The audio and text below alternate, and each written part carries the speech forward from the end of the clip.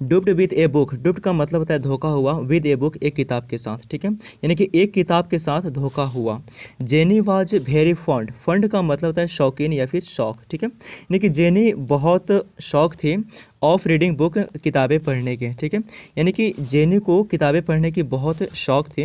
One day, एक दिन, she went, वह गई, टू ए बुक स्टोर, एक किताब की दुकान, ठीक है, एक दिन वह किताब की दुकान गई। एंड वाज वंडरिंग, और सोच रही थी, विच बुक टू बाय, कौन सी किताबें खरीदी जाए। जस्ट देन, तभी फिर, ए लेडी, एक महिला, स्टैंडिंग बिसाइड हर, ठीक है, उसके बगल में खड़ी हुई, ठीक है, यानी कि उसके पास में या फिर उसके बगल खड़ी एक महिला,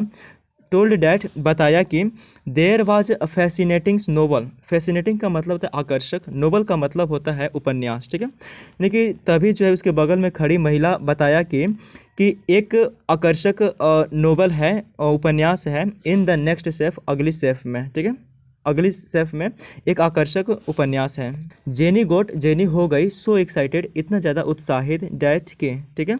जेनी इतना ज़्यादा उत्साहित हो गई कि सी पुट्स, उसने रखी, हर पर्स, अपने पर्स को, ऑन द काउंटर, काउंटर पर, ठीक है, यानी कि जेनी इतना ज़्यादा उत्साहित हो गई कि उसने अपने पर्स को काउंटर पर रखी। एंड वेंट, और चली गई, टू हैव लुक, देखने के लिए, एट द नोवल, उपन्यास को, ठीक है, और इतना ज़्यादा उत्साहित होकर के वो अपने पर्स को काउंटर पर रख करके चली गई उपन्यास को देखने के लिए।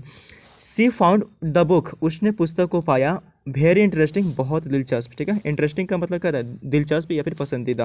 यानी कि उसे जो है पुस्तक बहुत दिलचस्प लगी।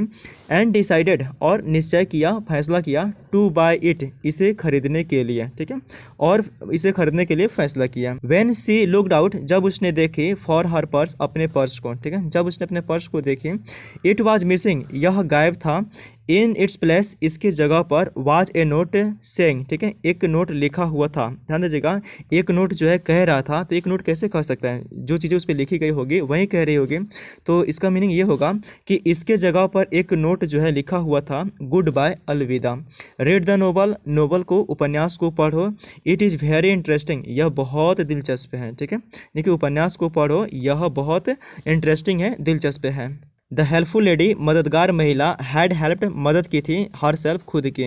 टू जेनी पर्स, जेनी पर्स से, ठीक है, यानी कि जेनी के पर्स से खुद की मदद की थी मददगार महिला ने, ठीक है। सो गाइस, ये शॉर्ट इंग्लिश स्टोरी का इंग्लिश टू हिंदी ट्रांसलेशन यहीं पे समाप्त होती है। मैं ऐसा करता हूँ कि आपको बहुत ज़्यादा पसंद आए होंगे। डेली इस प्रकार के स्टोरी के अध्ययन से आप अपने इंग्लिश लैंग्वेज में इंप्रूव ला सकते हैं, आप अंग्रेजी बोलना सीख सकते हैं। मिलते हैं ऐसे की शानदार स्टोरी के साथ, तब तक रखिए अपना ख्याल, बहुत सारा प्यार, धन्यवाद, थैंक यू सो मच।